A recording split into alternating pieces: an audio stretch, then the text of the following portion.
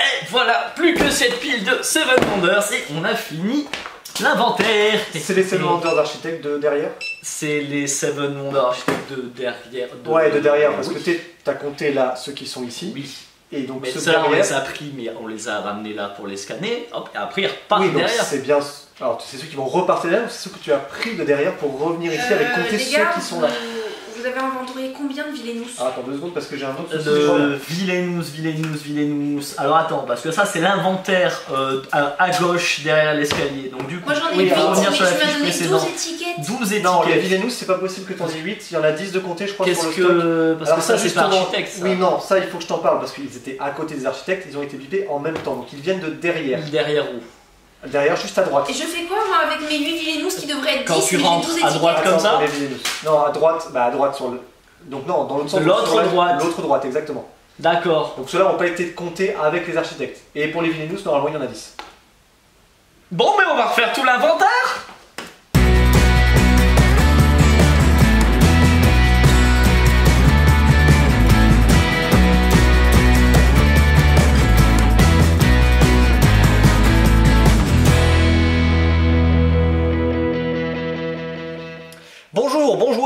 Bonjour, bonne joueuse, bienvenue dans cette vidéo du vendredi. Salut Antoine. Salut Alex. J'espère que vous allez bien. Aujourd'hui, il y a beaucoup de nouveautés oui. par rapport à la semaine d'avant.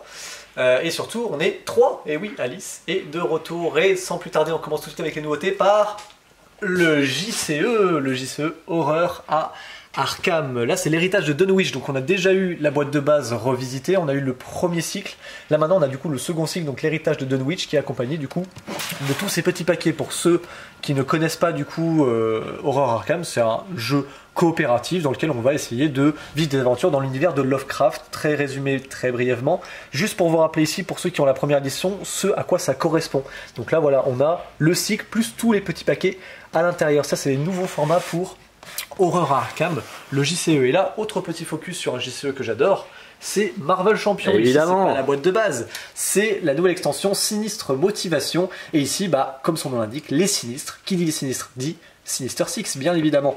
Donc dans cette boîte-là, on accueille plein de nouveaux méchants, donc les Sinister Six, mais aussi les deux nouveaux héros qui sont Gwen Stacy, donc Ghost Spider, et Spider-Man, mais Spider-Man Morales.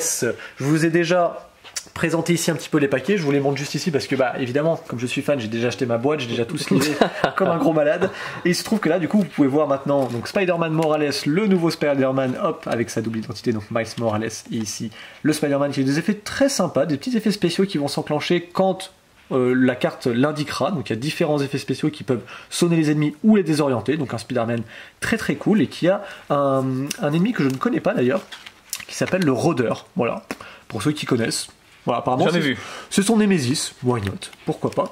Et ici, on va avoir Ghost Spider, donc Gwen Stacy, qui est ici, hop, voilà.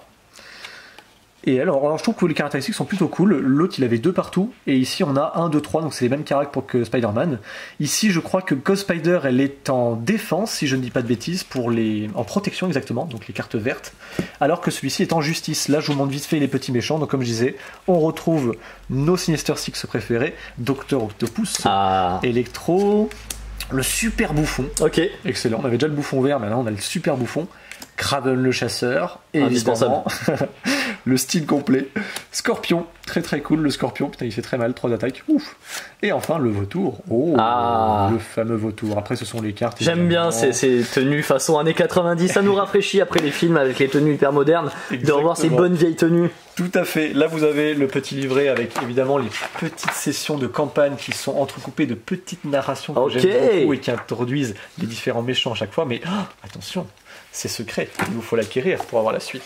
Et maintenant je vais laisser la place à... Attends, à moi. Et oui, je suis de retour. Coucou Alice. Alors, je suis là pour vous présenter la vidéo un peu aussi. Et je vais commencer avec ces nouveautés-là qui datent de la semaine dernière, mais on est en retard. Eh bien, on rattrape le retard. On rattrape le retard. Alors, Insider Black, j'ai très mal fait mon travail, je n'ai pas préparé la Insider classique. Ah, mais non, elle est en rupture, voyons. Mais vous avez maintenant Insider Black qui est en fait une sorte de version plus difficile du Insider classique qui était une sorte de jeu de devinette où au milieu il y a un traître qui sait le mot que le maître du jeu veut faire deviner. Donc il va aider les autres en posant les questions qu'il faut au maître du jeu, mais sans se faire remarquer. Parce que imaginez, tu dois me faire deviner un jeu, je vais pas te demander est-ce que c'est un jeu, parce que là tout le monde va savoir que je suis la personne qui savait. Mais du coup, Insider Black, vous avez un nouveau rôle qui est le suiveur, qui va être un peu l'assistant de l'insider, du traître, et qui va essayer de l'aider à ne pas se faire repérer dans la masse. On a aussi un mode équipe qui s'ajoute, et là c'est hyper intéressant je trouve, parce que le équipe, ça va être un jeu de rapidité à essayer de deviner qui est le traître dans l'équipe adverse, mais assez vite, avant que l'équipe adverse aussi trouve le mot du maître du jeu. Donc il y a 2 courses, c'est trouver l'insider et en plus trouver le mot du maître du jeu. Et enfin vous allez avoir des cartes contraintes qui vont vous forcer à ne pas poser tel type de questions au maître du jeu. Genre je sais pas, tout ce qui a trait au maître du jeu lui-même, on ne peut rien lui poser de questions qui le concernent. Donc voilà, c'est l'Insider Black, c'est une extension et un standalone du classique. Voilà, vous pouvez jouer les variantes d'équipe avec le classique ou non. Il y a des cartes plus difficiles à deviner apparemment. Donc et ben voilà l'évolution. Et maintenant j'ai un Moon Adventure ici. Moon Adventure, qu'est-ce que c'est? C'est une version coopérative de Deep Sea Adventure. Ça veut dire qu'on pourra plus se trahir? Exactement. C'est la partie favorite de Alex qui s'en va, mais moi je suis très contente parce que j'adore la coopération. En gros, on va quand même partager notre stock d'oxygène, comme quand on plongeait dans l'océan avec notre petit sous-marin. Mais là, on est des explorateurs de la Lune et on s'est un peu craché, on est coincé sur la Lune et on doit attendre que les secours arrivent. Et pendant ce temps, on doit récupérer du matos sur le petit chemin que j'ai fait très petit. Hein. Normalement, il est bien plus long, bien mais sûr. Je n'avais pas la place. Ce qui est intéressant, c'est que chacun va avoir un personnage. Vous choisissez un de vos personnages au début de la partie, donc vous voyez tout ça, c'est des personnages avec des pouvoirs. Donc c'est quand même vachement intéressant, hein. Il y en a beaucoup plus que le nombre de joueurs, top, puisque le nombre de joueurs est 5 si je ne m'abuse, oui 2 à 5 joueurs. Donc déjà chacun aura son petit pouvoir, et celui qui aura l'ingénieur aura même le droit à ce petit robot qui l'accompagnera partout. C'est très mignon. Trop bien. Donc le but ça va être de se balader là-dedans. Et dès que quelqu'un n'a plus d'oxygène, donc on a chacun une petite frise comme ça qui est aussi normalement plus longue, avec des bonbonnes d'oxygène plus ou moins grandes, et ben dès que quelqu'un n'a plus d'oxygène, on a tous perdu. Ok. Voilà. À ton tour, c'est très simple. Tu choisis une de tes cartes d'oxygène. Si tu choisis de jouer celle à 2, tu ne lanceras que 2 dés. Ces dés vont te dire combien d'actions tu vas pouvoir faire différentes parmi le tour. D'accord. Si tu sacrifies ta carte, évidemment bien plus rare, de 3, tu pourras lancer les 3 dés et tu auras plus de choix d'actions. Les actions, hop, on va lancer. Les actions, je peux me déplacer. Une case, c'est un point d'action. Sinon, je peux, pour 3 actions, intégrer une OGS. Alors, je crois que le vrai terme, c'est... je n'en sais rien. En gros, c'est un point d'oxygène. Ok, voilà. Un distributeur d'oxygène. Exactement. Okay. Ou alors, je peux passer des cartes à mes coéquipiers d'oxygène, par exemple, ou des trésors, enfin de l'équipement. Ou alors, je peux, forcément, récupérer de l'équipement. Pour ça, il faut que je sois à côté d'une carte, enfin d'un petit pion non révélé. Donc là, je vais le révéler. Oh non, c'est un équipement cassé.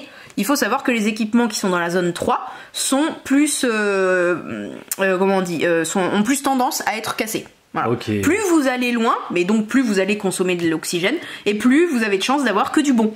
Ces bons-là, vous forcément les mettez devant vous, okay, mais c'est que quand vous reviendrez à votre base que vous pourrez les valider. D'accord.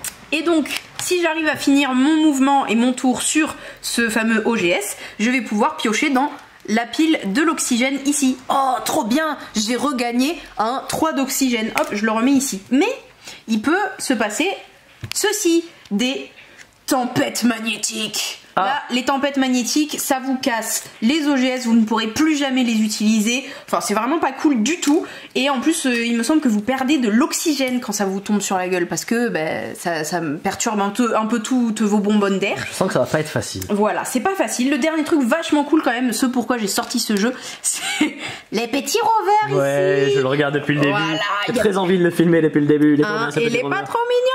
Il y a une carte qui vous permet de récupérer le rover, et en gros le rover vous permettra d'avancer 2 fois plus. Donc si vous utilisez le 3 pour avancer, vous avancerez de 6. Voilà. Et c'est trop mignon. Et vous pouvez mettre votre petit pion dedans. Voilà. Bon, voilà, c'était Moon Adventure. Maintenant, on va enchaîner derrière toi. Hop là, Tussimussi. Totalement autre ambiance, cette fois c'est des fleurs, on va s'offrir des fleurs mon petit. C'est un jeu de la gamme des Button Shy qui sont ces tout petits jeux qu'on peut aussi retrouver chez Matago en microgame, c'est le même principe, hein. C'est ces petits jeux anglais il me semble, ou américains, je sais plus. Je crois que c'est américain. Qui tiennent normalement dans un tout petit mouchoir de poche, bon ça reste quand même dans la gamme des petits jeux de chez Yellow.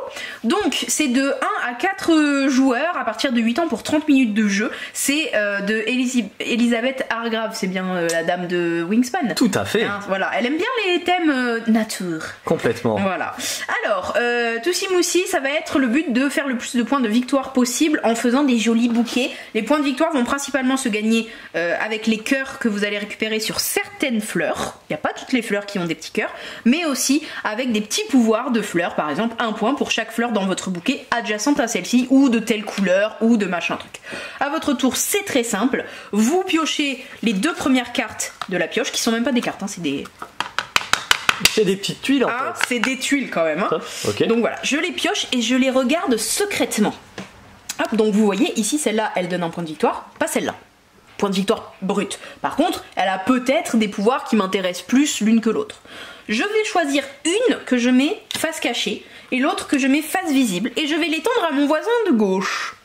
Mon voisin de gauche va choisir, soit il prend la fleur face visible, soit il prend le risque de prendre la face cachée. Donc là, on va avoir un petit bluff, d'essayer de lui montrer une fleur toute pourrie, pour lui dire non mais c'est pourri mon tirage, prends celle qui est cachée. Enfin bref, c'est du bluff.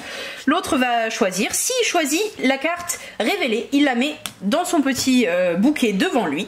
Et l'autre, c'est moi, hein, je récupère celle qu'il n'a pas prise. D'accord. Du coup. S'il avait récupéré la cachée, il la regarde secrètement et il la remet face cachée devant lui. Ça devient un souvenir. En gros, on va avoir 2 types de tuiles à la fin au comptage de points. C'est les tuiles révélées et les souvenirs.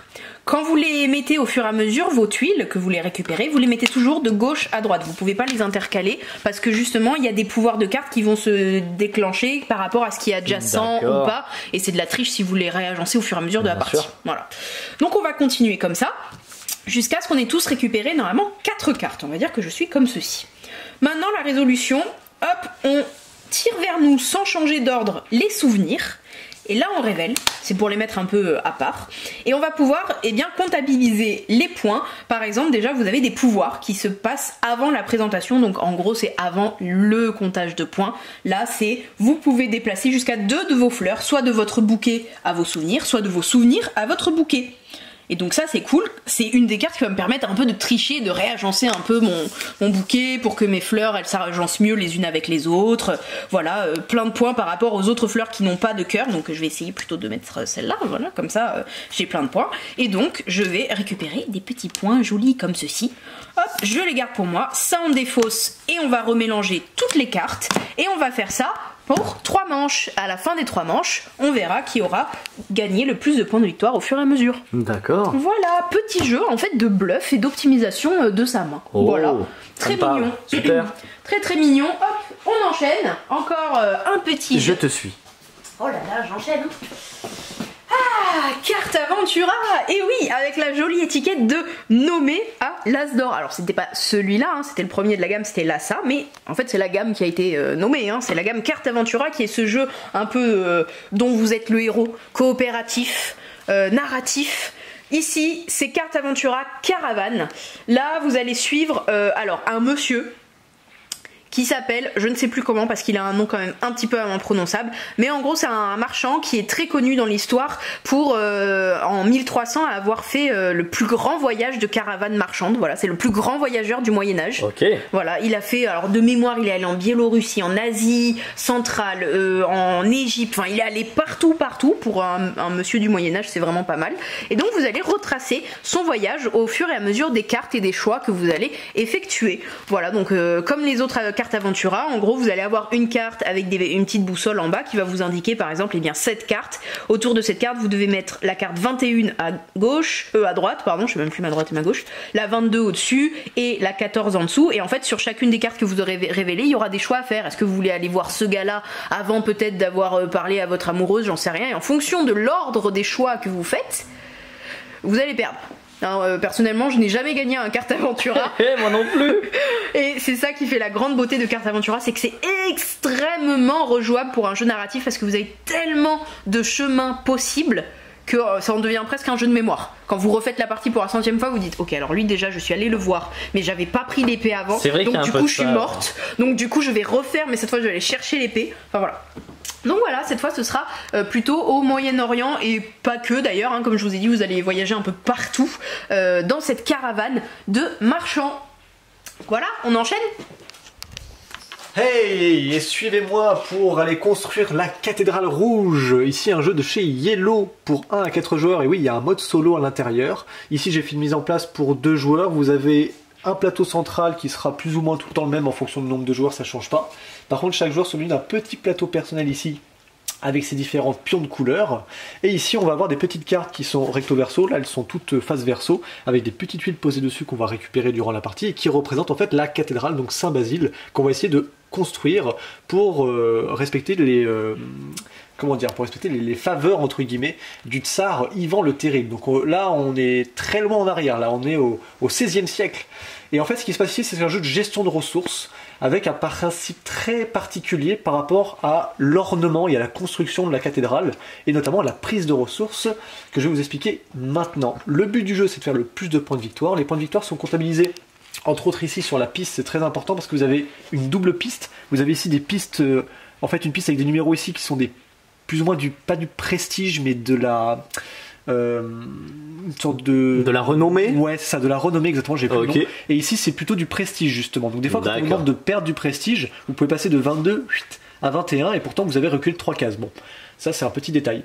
Vous allez avoir du coup ici un plateau avec différentes ressources qu'on va pouvoir récupérer en fonction des valeurs de dés, et ici un plateau personnel où il y a différents ornements et différents petits drapeaux qui notamment consistent en fait à revendiquer, donc c'est une des actions parmi les 3, revendiquer une petite partie de la construction de la cathédrale. Donc à mon tour je peux très bien revendiquer une piste, et pour le revendiquer il faut que je me place sur une des petites cartes sur la base de la cathédrale, ou alors sur une qui se trouve au-dessus d'un drapeau déjà posé. Donc là par exemple je pourrais me poser ici, et je pourrais me poser ici sur la base.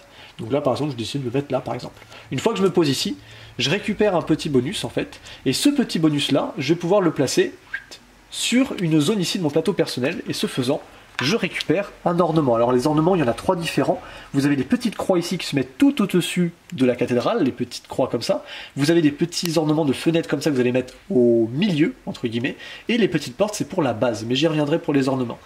Ce qui est intéressant ici, c'est qu'on va un peu pimper son plateau, parce qu'en fonction des dés après que je vais sélectionner, je vais avoir des petits bonus, mais j'y reviendrai. Ça c'est la première action, c'est de se placer, c'est-à-dire que je revendique ce placement-là. L'autre possibilité, c'est de construire différentes parties que j'ai revendiquées. On va prendre un exemple par exemple sur le rouge ici. Il pourrait tenter de construire une carte à condition qu'il ait les ressources. Donc pour un exemple très simple, ici il a un bois et un d'or, et ici vous avez le coût indiqué sur la carte.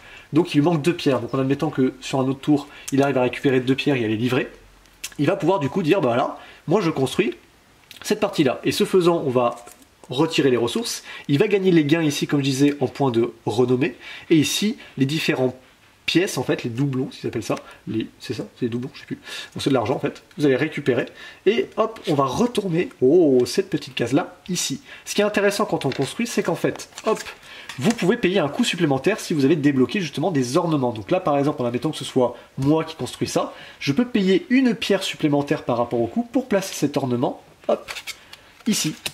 Ce faisant, je vais gagner plus de points de victoire à la fin de la partie. Ce coup-là notamment a un gain quand vous construisez, parce que si vous payez des petites gemmes, vous pouvez gagner plus un point de prestige si vous payez avec une seule gemme, ou les 3 points de prestige. Donc c'est pas à négliger les petites gemmes. Ça me permet de me focaliser maintenant sur la troisième action qui est le choix de ressources. C'est très particulier, pourquoi ? Parce qu'en fait, c'est en fonction des dés que vous aurez, vous allez pouvoir justement en déplacer un, et en fonction de où il tombe, vous récupérez un certain nombre de ressources. Mais le dé, il se déplace en fonction de sa valeur. Exemple ici, j'ai un dé jaune, je pourrais le déplacer, et du coup récupérer, ici, si je le déplace de 1, je vais récupérer, comme il y a 2 dés présents, 2 fois la ressource qui est ici. Okay. A l'inverse, si jamais je veux déplacer le dé vert, je le déplacerai de 6 cases, et du coup je pourrais récupérer pareil 2 dés. L'intérêt c'est vraiment essayer de regrouper les dés de façon à ce que je puisse récupérer plus de ressources. Faites attention parce qu'il y a des ressources qui se récupèrent par paire. Par exemple, si je suis ici et que j'avance de 1, et bah du coup je récupère 2 fois 2 briques, donc 4 briques en fait. L'idée c'est quoi? C'est que si jamais vous récupérez des ressources, il faut faire attention parce que sur votre plateau personnel, vous êtes limité. Vous avez un total ici de 10 ressources, mais les différents drapeaux ici que vous placez pour revendiquer différentes cartes, différentes sections de la cathédrale, et ben en fait vous bloquent. Donc plus vous positionnez et vous revendiquez de choses, plus du coup vous aurez un espace disponible. Parce qu'en fait on ne peut absolument pas troquer les ressources. Quand je suis plein et je suis obligé de les dépenser sur la cathédrale pour pouvoir récupérer de nouvelles ressources. Ce qui est particulier, c'est que, comme je disais, on pimpe un peu son petit plateau personnel, et que ici, par exemple, si j'utilise le dé jaune, je vais pouvoir aussi récupérer la ressource associée au dé vert. Donc vous voyez, par exemple, là, le dé vert il est sur la brique, j'en veux, mais j'ai pas envie de... Enfin, du coup, je vais déplacer le dé jaune, donc ce faisant, je le déplace, et comme j'active le dé jaune, je récupère 3 fois 2 briques, et en plus, comme j'ai activé le dé jaune, je récupère également la ressource associée des verts, donc là c'est les 2 briques, donc je récupère du coup 2, 4, 6, 8 briques, donc ce qui est énorme. Si j'ai besoin de briques, c'est très très bien. Autre particularité lors de cette phase là, c'est que je peux également récupérer différents bonus sur les axes où les dés sont arrivés, parce que lorsque je vais déplacer un dé, je vais arriver sur un quart forcément, et ce quart là est associé à des actions bonus de marchands, de ce qu'ils appellent des guildes ou de clergés. Chose particulière aussi, une fois que j'ai fini d'activer les ressources, là où j'ai posé mon dé activé, je prends les 2 dés et je les relance. Ça va un peu refiler un petit peu le marché. Comment on va compter les points? Alors c'est assez particulier parce que quand on construit en fait différentes parties de la cathédrale, les joueurs qui se trouvent juste en dessous, qui n'ont pas justement réussi à construire avant vous, donc il y a un peu une course, vont perdre des points de victoire parce qu'ils sont toujours un peu en retard. La partie prend fin lorsque vous aurez un joueur qui aura construit 6 parties de la cathédrale. À partir de ce moment-là, on fait des points et c'est surtout de la majorité. C'est-à-dire que chaque carte que vous avez comptée va vous rapporter un certain nombre de points. Et si vous avez le plus de points dans cette totalité-là, vous marquez la totalité, le joueur d'après marquera la moitié de cette totalité-là, et ainsi de suite. Vous marquez vos points ici, faites la différence entre les points de prestige et les points de renommée, c'est pas tout à fait la même chose. Pendant son tour, on peut utiliser différentes pertes de points de prestige pour relancer des dés, pour gagner de l'argent, pour notamment utiliser et déplacer des dés à notre avantage, parce que des fois on veut les ravancer. Et ce qui est très cool, c'est que chaque couleur de dé correspond également à une couleur de joueur, ce qui fait que moi le dé vert, il est plus facilement malléable, parce que si je souhaite l'avancer de plusieurs cases, et ben chaque case que j'aimerais avancer du dé vert et ou du dé blanc me coûtera une pièce supplémentaire. J'ai le droit de manier le déplacement du dé vert, mais pas des autres dés, évidemment. Donc vous l'aurez compris, Cathédrale rouge, c'est vraiment un jeu, du coup estampillé expert, parce que là on est sur un gros jeu de gestion de ressources, tous les dés ont un intérêt pour la collecte de ressources, les petits ornements ne sont pas à négliger parce qu'ils vous permettent notamment de marquer plus de points de victoire dans la majorité, et notamment des fois on veut revendiquer des choses, non pas pour la construction elle-même, mais plutôt pour le petit bonus qui nous permet de pimper notre plateau. Voilà, j'espère que ça vous a donné envie, et on va continuer. Ok, et je vous parle de Yak, donc, salut YouTube.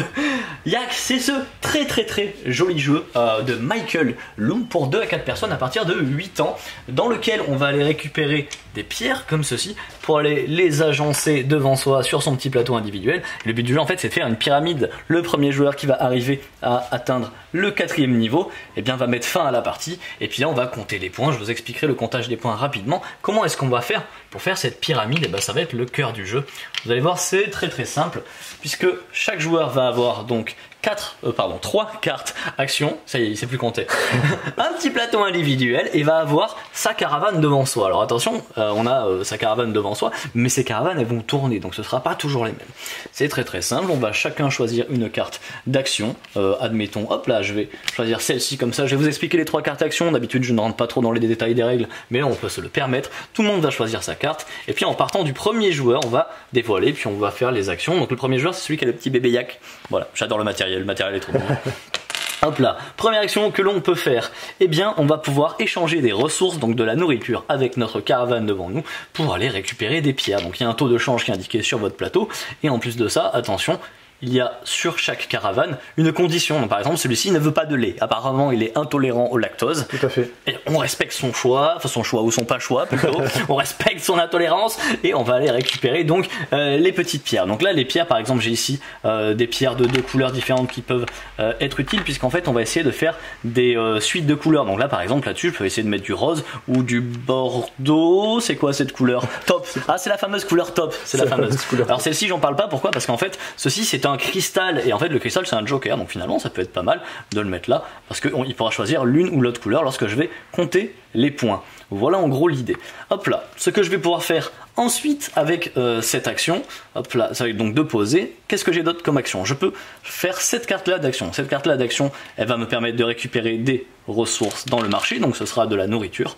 Et ensuite, je vais aller piocher dans ce gros sac que vous voyez ici, 3 pierres.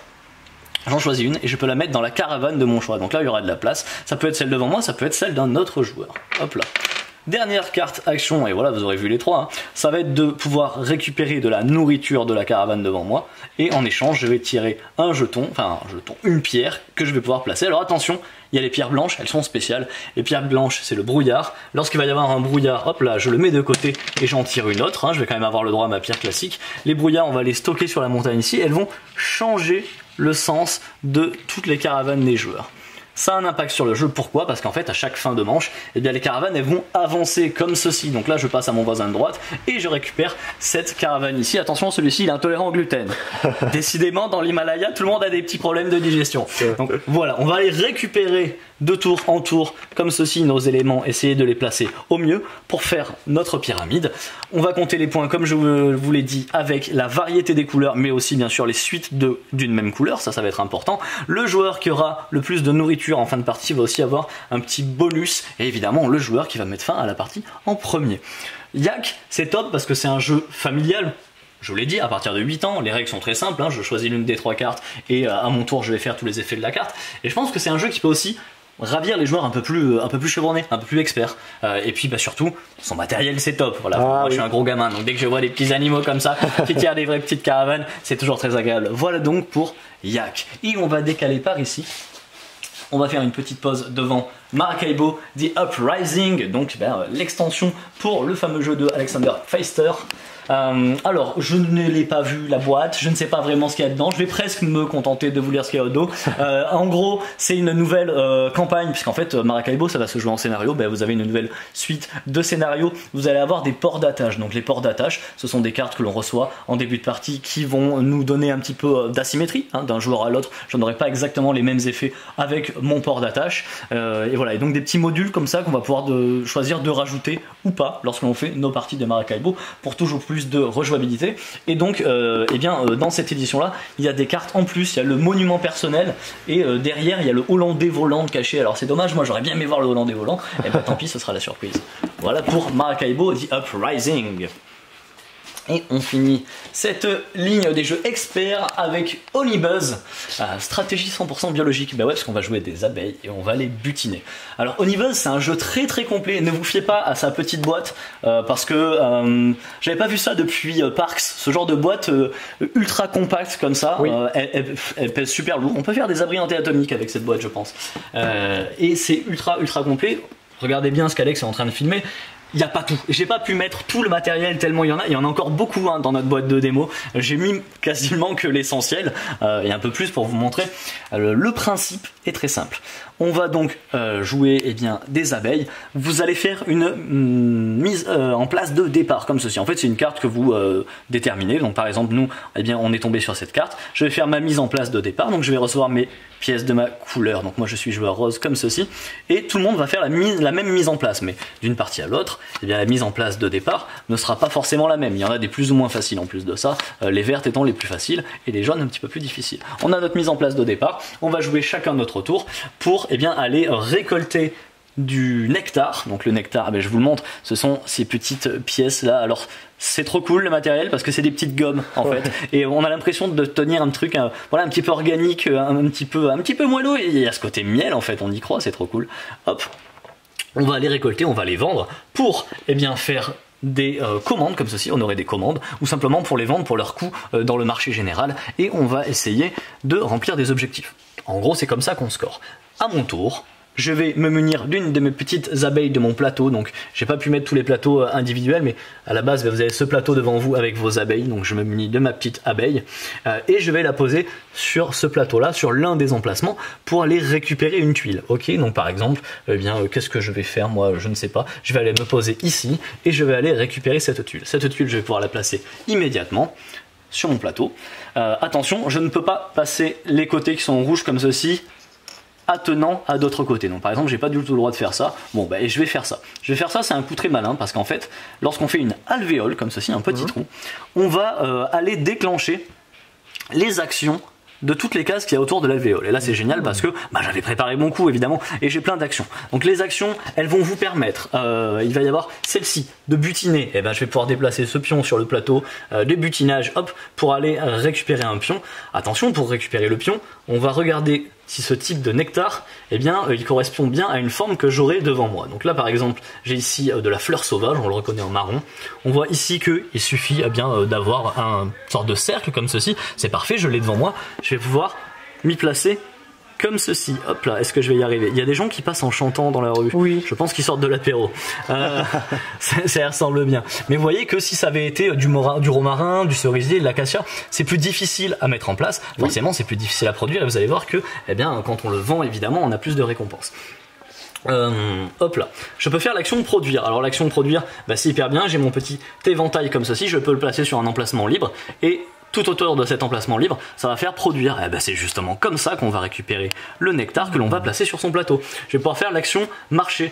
L'action marché, elle est intéressante parce que ben voilà, elle va faire appel à ce marché-là. Je vais pouvoir vendre l'un des types d'éléments. Alors, il y a donc les 4 miels principaux, les 4 nectars. Il y a le pollen. Le pollen, c'est quand je butine, mais que je ne peux rien placer sur mon plateau. Bah, en compensation, je gagne un petit jeton pollen. Je vous le montre rapidement. Ce sont des petits pions comme ceci. Alors, il y a plusieurs couleurs, mais c'est juste pour nous faire plaisir, hein, parce que peu importe, c'est du pollen.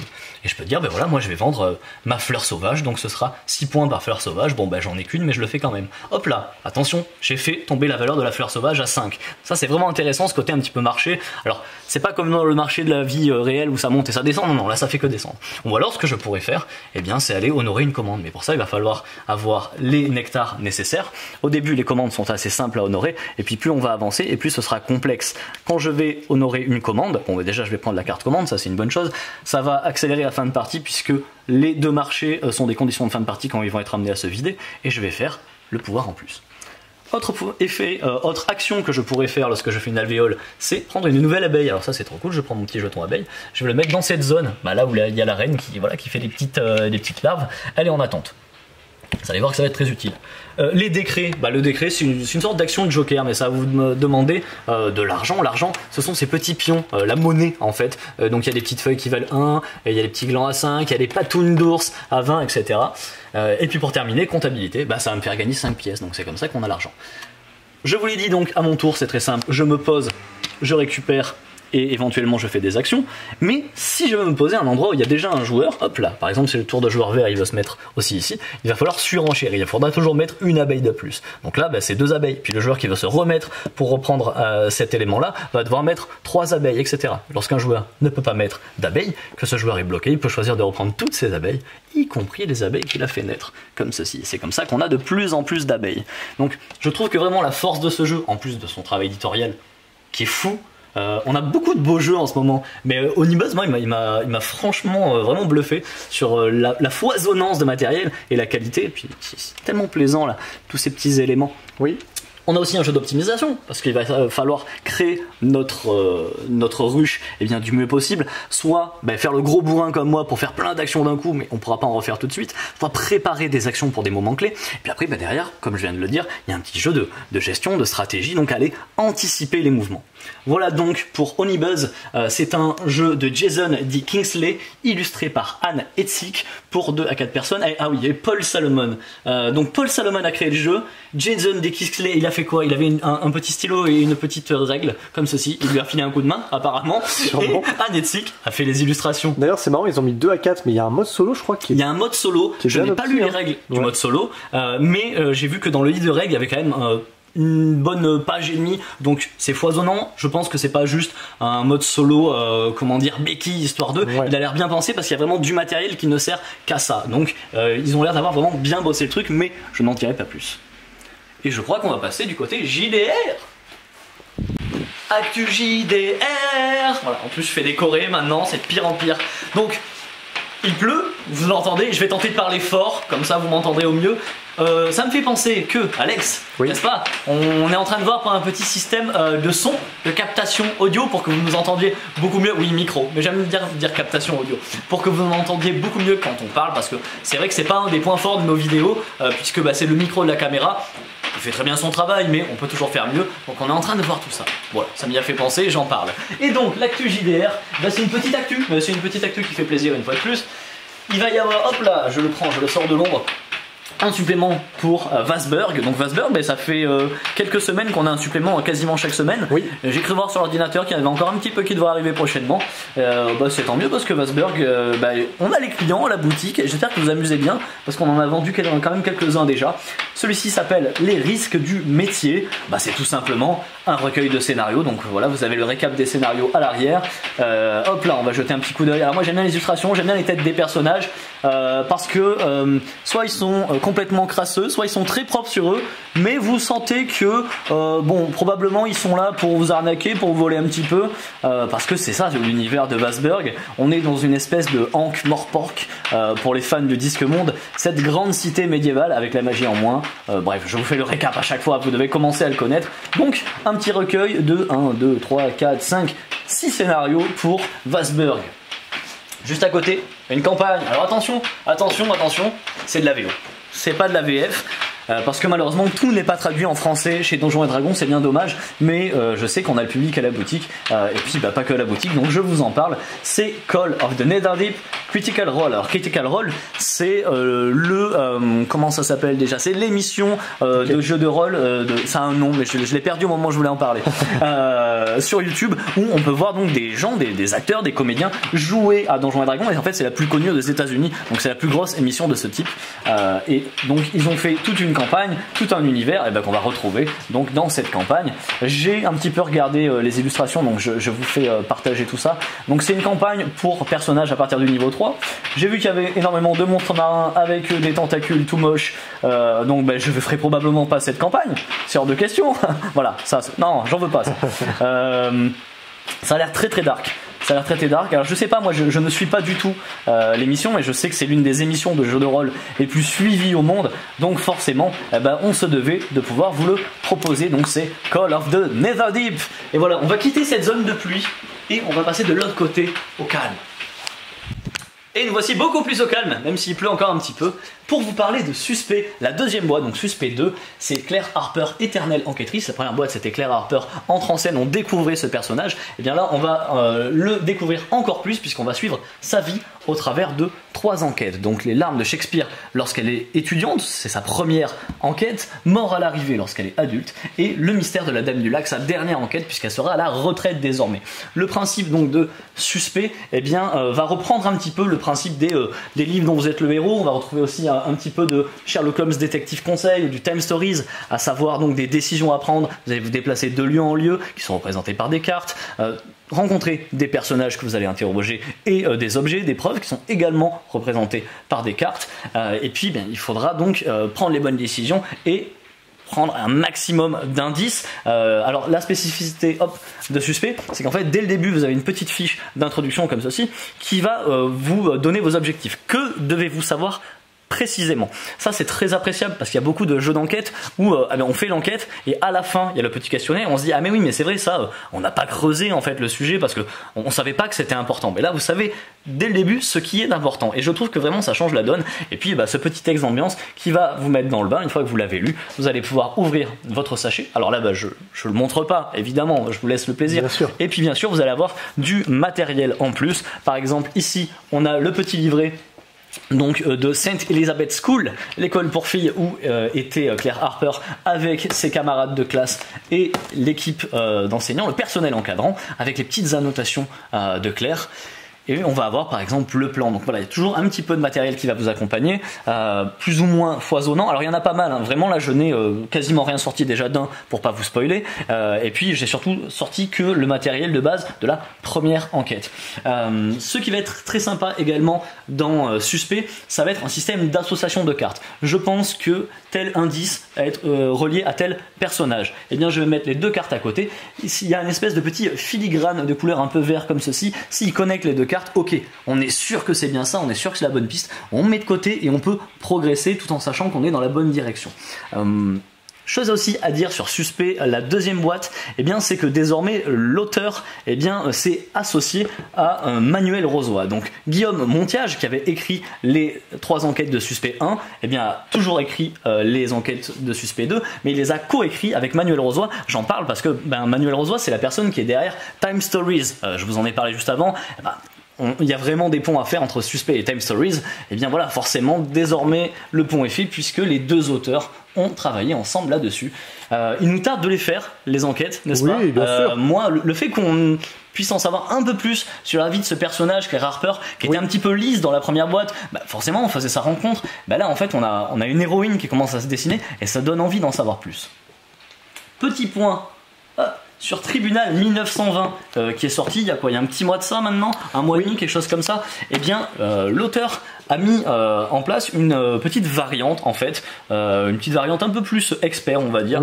Eh bien on a reçu ces petits alors c'est pas vraiment des correctifs puisque c'est optionnel, mais voilà, ces petits bouts de règles que vous pouvez passer, récupérer à la boutique, vous passez, on vous les donne, on vous fait confiance sur le fait que vous avez acheté Tribunal 1920, sinon ça n'a aucun intérêt. Et en gros, comment ça fonctionne ? Eh bien désormais, lorsque vous accusez à tort votre adversaire, vous lui donnez un plus gros bonus. Donc vous allez y réfléchir à 2 fois. Donc bien surtout, sûr, n'hésitez pas à passer à la boutique. On va se décaler par ici. Et je vais vous parler de ce petit jeu qui se nomme Animuz. Alors Animuz, c'est un petit jeu d'observation et rapidité. Il va vraiment falloir bien observer. La rapidité, ça va être important, mais l'observation va vraiment être l'élément clé. Donc c'est un jeu pour 2 à 5 joueurs à partir de 5 ans, pour des parties de 10 minutes, un quart d'heure. Il va y avoir des cartes comme ceci qui représentent des animaux qui vont être en vrac sur la table. Ces cartes, elles sont double face, donc vraiment, on les prend, hop là, on les met en vrac sur la table et c'est bon, la mise en place est faite. On va quand même autour distribuer, mettre en place ces petites cartes d'appareil photo et on va tirer une carte d'animal. Par exemple, à cette manche-ci, c'est le rhinocéros. Il va falloir essayer d'estimer combien de fois il y a le rhinocéros parmi les cartes sur la table. Moi, je pense que c'est 3. Et bien, si je suis le premier joueur à m'emparer du petit appareil photo avec marqué la valeur 3, et bien c'est bon, je gagne la manche. Il va falloir gagner 3 manches tout simplement. Attention, il faut surtout pas que je me trompe. C'est aussi simple que ça. J'aime bien parce que rapidité observation, l'observation va être vraiment importante. Et puis les animaux, ils ont des têtes toutes mignonnes, donc forcément, j'adore le lion. La partie prend fin quand on a 3 animaux, c'est ça ? 3 objectifs et vous gagnez la partie. Ok, cool. Et je vous laisse découvrir Cosmic Race avec Alice. Atterrissage réussi. Voici Cosmic Race, illustré par Myrtille Tournefeuille, c'est trop mignon comme nom, et fait par Alexandre Émérite et notre cher Théo Rivière. Coucou Théo. C'est un petit jeu de course pour à partir de 6 ans qui se joue aussi tout seul et jusqu'à 4 pour 20 minutes de jeu. On avait essayé avec Alex et tu m'as éclaté. Oui. Voilà, j'ai très honte de le dire, mais c'est un fait. Alors, petit jeu de course, oui, mais pas que, parce que nous allons incarner ces petits bonhommes. Alors, il en manque une, c'est Paillette, non V. Oui, elle aime j'ai pas mis tout. Oui, elle est rose en plus, elle aime les paillettes, j'ai oublié son nom. Je crois que c'est V. Oui. Et donc, du coup, chacun va commencer, hop, à la ligne de départ. Et certes, son but est d'être le premier à avoir traversé la galaxie jusqu'à la ligne d'arrivée, mais ce ne sera pas forcément le gagnant. Il aura juste gagné une coupe de premier de la classe, on va dire, de premier de la course, qui va lui rapporter ça, et ça, c'est ça qui fait gagner. Ça fait 4 points de victoire. Le but, c'est de récupérer le plus de petites étoiles, de points de victoire que vous allez récupérer au fur et à mesure de la course. Donc certes, finir en premier rapporte plus de points, mais déjà, ça ne met pas fin au jeu. Bien sûr, on n'est pas obligé. Hein, voilà, on n'est pas obligé. Moi, la dernière fois, je suis restée toute seule en course, et c'est ce qui m'a perdu. Mais voilà, donc ça, c'est course, mais pas trop. Sinon, c'est aussi de la un peu programmation. Et beaucoup de mémoire. Bon, oui, ça, on sait très bien que les enfants nous éclatent à ce niveau-là. À votre tour, c'est très simple. Alors déjà, vous avez chacun votre petit panneau de contrôle. Là, voilà, vous avez... Comment on appelle ça ? Le guidon ? Enfin... Ouais, c'est un volant. Le panneau de contrôle, c'est pas mal. Hein, ouais, voilà. Vous avez même des petits leviers. Bref, chacun a ça. Hop, on commence tous à 1. C'est notre vitesse de croisière. Et ici, on va avoir les programmations de nos actions. Le premier tour, le premier joueur va retourner une des tuiles. Oh, ça c'est un changement de vitesse. Et ça, c'est un changement de vitesse. Je suis obligée d'appliquer l'effet que je viens de révéler tout de suite. Donc là, comme je suis à 1, je suis obligée d'augmenter. Mais si j'avais été déjà à 2 de vitesse, j'avais le choix soit de redescendre en vitesse, soit de monter. Et évidemment, si j'étais à 3, j'étais obligée de redescendre. Ça ne fait pas le tour du cadran. Bien sûr. Voilà. Donc là, j'étais à 1, je décide de monter à 2. J'ai le choix. Soit je continue à retourner des petits carrés, soit je m'arrête là. Non, je continue. Oh. Alors, ça se lit, vous voyez là, il y a le liseré doré qui est la ligne d'arrivée, et ça c'est le liseré gris de la ligne de départ. Il faut que tu le mettes vers le haut en fait. Bah non, moi je le lis comme ça, regarde, le liseré gris il est là, et le liseré doré il est là. D'accord, ok, si tu veux. Bah oui, je le lis comme ça. Alors, du coup, tu vas de gauche à droite quoi. Voilà, et donc lui, alors je vous le lis dans votre sens, voilà. C'est mieux pour soit je vais à gauche, soit je vais à droite. Bon. Là, tu vas rentrer dans quelqu'un. Je vais nulle part, voilà. On va dire que j'en ai fait un autre, parce que sinon c'est nul. Ah, tu l'as bien préparé, dis donc. Oui, bah non, voilà, c'est de la mémoire, j'ai une très mauvaise mémoire, qu'est-ce que tu veux que je te dise. Voilà, j'ai dit que j'allais tout droit, hop là, moi je suis elle aime manger des salades d'algues, j'ai lu. Hop, j'avance donc de 2 cases, parce que ma vitesse est de 2. Bien donc, sûr. Hop, 2. Et là, je décide de continuer. Donc on va dire, oh, quelle surprise, je découvre cette tuile. J'ai le droit soit d'aller à gauche, soit d'aller à droite, mais de 2 cases forcément. Et oui. si je vais à gauche, là, je pars dans la stratosphère et mon tour serait terminé. Alors je décide quand même d'aller 2 fois à droite. Et je peux continuer. Alors risqué, là, en diagonale. Ouais, j'aime le risque. Là, je vais en diagonale. À droite ou à gauche. À droite, je pars encore dans la stratosphère. Et à gauche, eh ben, je me prends un obstacle. Eh oui. Les obstacles, qu'est-ce que c'est? C'est les petits cailloux, mais c'est aussi les petits aliens qui sont ici. Bien sûr. Et c'est aussi les autres. Si je devais rentrer dans lui, hop, je me casse la figure contre lui. Et donc, mon tour se termine direct. Tout à fait. Voilà. C'est pour ça qu'il y a un peu la prise de risque aussi. Ok, attention, qu'est-ce que je vais découvrir? Peut-être que ça va me mener là où il ne faut pas. Si à un moment j'avais bien joué et que j'avais récupéré par exemple une étoile, que j'étais passé, je peux juste passer, ça marche. Et bien je la récupère, je regarde secrètement la valeur et hop, je la garde pour moi. À la fin de la partie, j'aurai 2 petites étoiles. Sauf que vous prendre des obstacles, c'est pas juste passer votre tour, c'est ça qui m'a perdu, c'est que quand vous prenez un obstacle, vous perdez des étoiles, vous perdez vos petits jetons. C'est ce qui a fait que je suis arrivée à moins 40 étoiles puisque je continuais à révéler des tuiles sans me souvenir de ce que c'était et à buter dans l'alien. Donc à chaque fois, vous remettez sans mélanger vos petites tuiles face cachée, donc c'est pour ça que c'est une mémoire. Vous dites ok, là j'ai envie d'augmenter de vitesse, donc du coup je sais que c'était celui-là. Maintenant j'ai envie d'aller tout droit, donc c'est celle-là. Ah non, c'est pas celle-là. Voilà, qu'est-ce que je suis bonne pour l'exemple. Alors ensuite on a petit Loki à la station service. Le premier joueur qui passe la station service de Loki fait un signe à tous les autres, pas lui, de piocher un des petits jetons de pouvoir ici qui est utilisable quand vous voulez. Par exemple, celui-ci, c'est la roquette. Je crois que c'est vous allez en ligne droite. Non, ça c'est appel d'air. Non, je crois que c'est en ligne droite. Strictement de 3 lignes, quelque chose comme ça. Il y en a un, oui bah c'est fort, ça peut te mener en plein dans un alien ou dans quelqu'un. Lui c'est l'appel d'air. En gros on va rejoindre le premier joueur, hop, juste derrière lui. D'accord, le plus proche quoi. Okay, voilà. Celui-là c'est que les gens ils ferment les yeux et que vous pouvez réorganiser, je crois.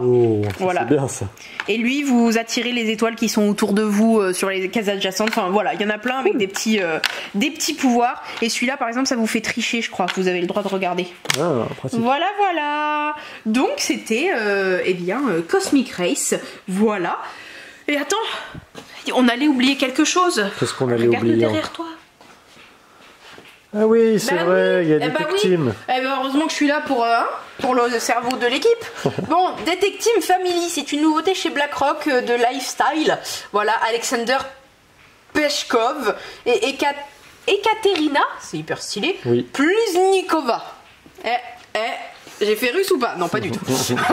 Donc on a 2 affaires ici, le mystère de la tarte disparue ou un œuf de trop. C'est des enquêtes coopérative à partir de 7 ans, de 20 minutes environ, à partir de 2 joueurs et jusqu'à 4 maximum. Ici, j'ai fait un exemple de Le mystère de la tarte disparue. Ça va être un peu à la Unlock ou Carte Aventura ou tous ces jeux où en fait vous avez des cartes qui vous tiennent la main. Vraiment, la première carte va vous dire voilà, bienvenue, vous êtes dans ce jeu-là. Maintenant, retournez cette carte. Oh là là, vous continuez à lire. Oh, maintenant, affichez ces cartes-là. Et vraiment, ça va vous tenir par la main, donc c'est super bien fait. Là, l'histoire c'est que elle est écrite ici en gros, vous avez la petite BD de début, il y a la poule, elle a dit j'avais ma tarte ici là et je suis partie, je sais pas quoi faire, se laver les plumes et quand elle est revenue il y avait plus de tarte. Donc voilà, là, le mystère de la tarte est disparu. Donc qui dans la ferme a mangé sa tarte? Voilà les questions auxquelles vous devrez répondre à la fin de la partie. Hop, pourquoi la tarte a-t-elle été volée? Qu'est-ce que le coupable a volé avant ça, etc., etc.